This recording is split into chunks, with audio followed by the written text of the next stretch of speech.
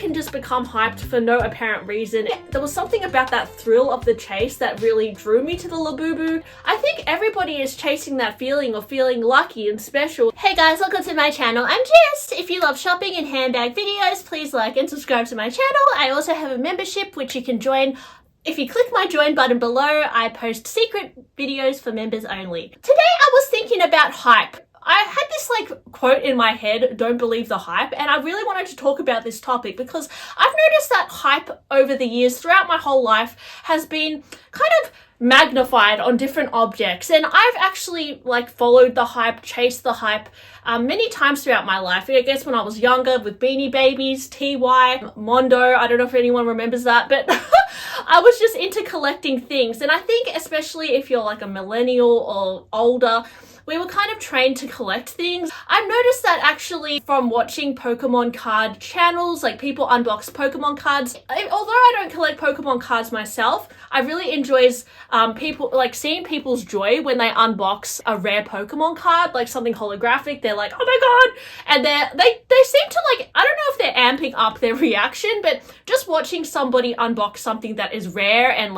desirable is very exciting, and there's a huge thrill to that. I think when it comes to buying handbags, that same thrill can be applied, like hype around handbags. I've noticed on the pre-loved market that there are some unicorn bags like the 18S iridescent Chanel Mini, which some may still be aware of, but I feel like unicorn bags, like bags that were hyped at the time, actually they're not as hyped as they used to be, like the 18S iridescent mini and the pearl mini. There's the chevron rose gold mini, perhaps even the rainbow slick boy bag.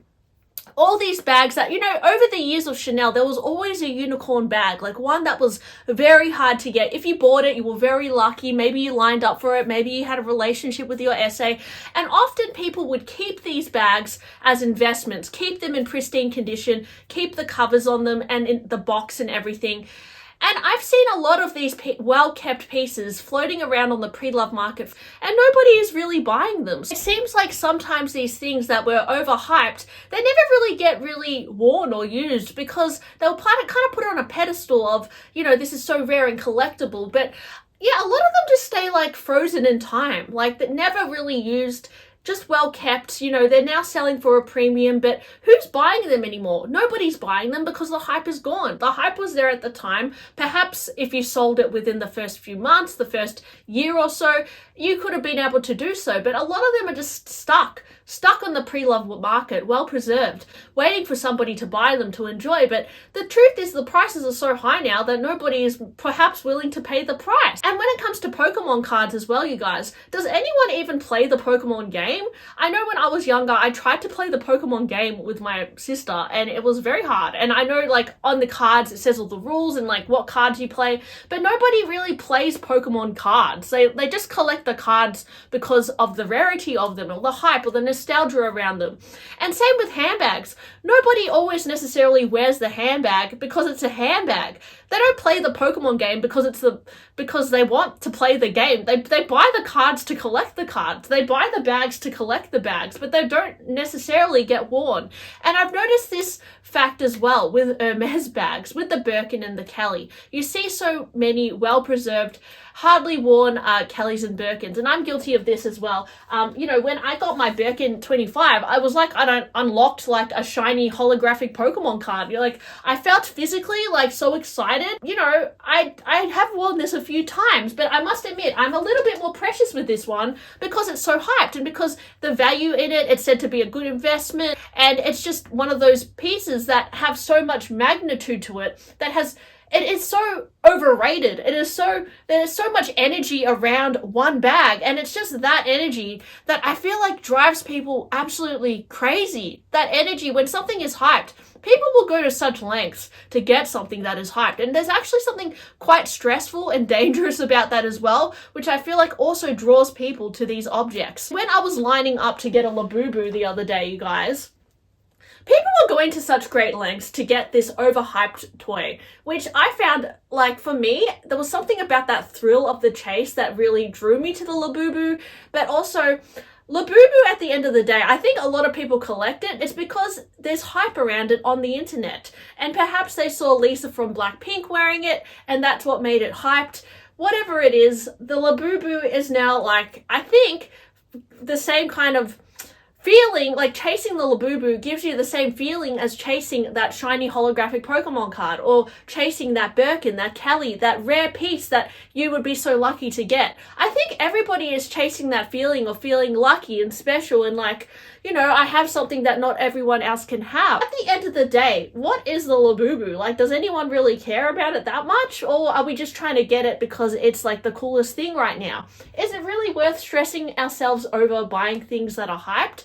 For me, I actually get quite a thrill out of chasing things that are hyped. I think there's a bit of fun in getting something rare and collectible that might go up in value. I have to remind myself that hype fades, and actually paying a premium for a Labubu isn't necessarily a smart decision right now. Necessarily, I mean, it could be, but I could quite easily as well just buy a Jellycat, which is perhaps not as hyped for the retail price. But I have even seen Jellycat become hyped, and you know, there's people who are selling Jellycats for a premium now. So there's even anything can really become hyped, and I'm sure that if like Beanie Kids, like if TY Beanie Baby ever became hyped again, it will probably be because Lisa from Blackpink put like a TY Beanie Baby on her bag and then it became hyped. Like, anything can just become hyped for no apparent reason, and then people are just drawn to it and will do crazy things to get it. Like, for example, in the Labubu line, a guy like lost his shoes just to go and run into the line to get the Labubu. And I saw people fighting over,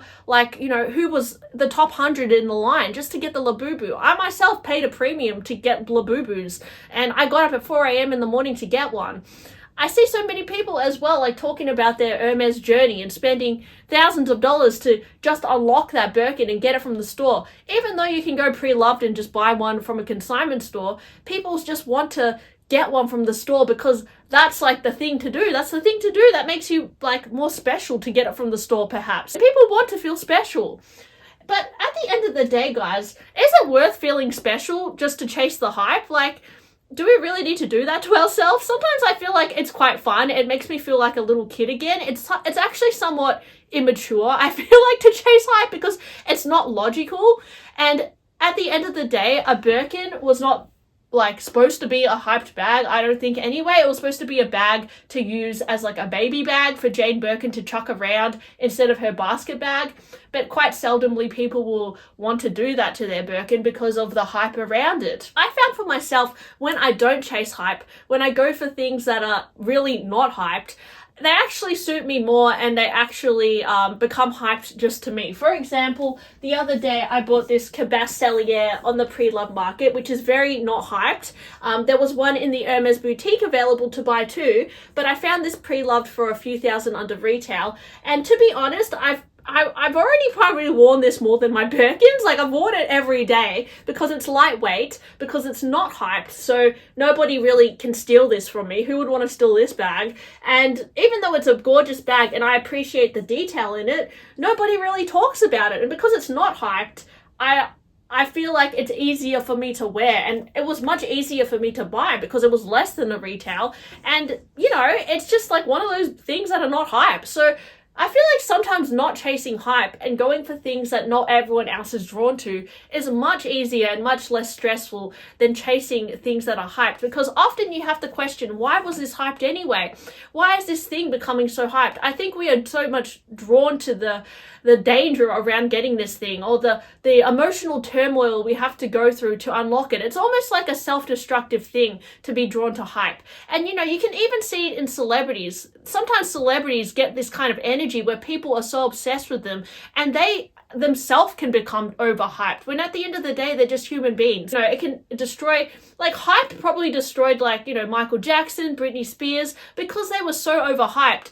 People would go to great lengths to see them and to even manipulate them or whatever, and to make them money-making machines. It's not natural. It becomes, like, at the end of the day, they're human beings, but look what the hype did to them. So sometimes being drawn to hype is actually, it's kind of like a dangerous thing, I feel. Like, it's something that it seems almost wrong to chase something that everyone else is chasing, where your life could be simpler and you could be chasing something that is quite easy to get. There is no point in putting yourself through the stress to unlocking the hyped item. But then you also have to think, like, when you do get that hyped item, when you do get that thing is just that which is just so unattainable, the thrill of like unlocking it is also something that is very greatly satisfying. I think that's the thrill that a lot of people try and chase. And I think that's also why people who collect Birkins are also very much drawn to the thrill of collecting the Labubu, because it's a similar feeling for a lot less. Like, you know, buying a Labubu, even at a premium, is a lot more cost effective than buying a Birkin or something like that, which is why I feel like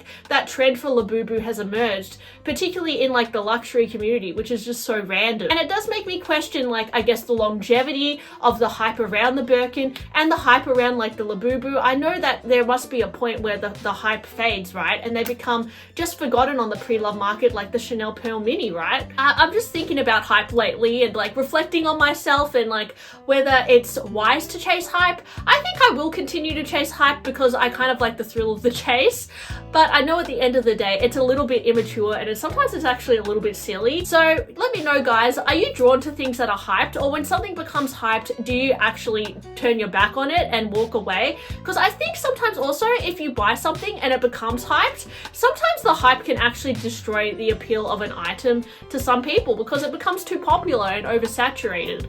So anyways, guys, I just had some thoughts about that today. Let me know what you think about this topic as well. And I hope you have a lovely weekend, and I'll catch you guys on my next one. Bye!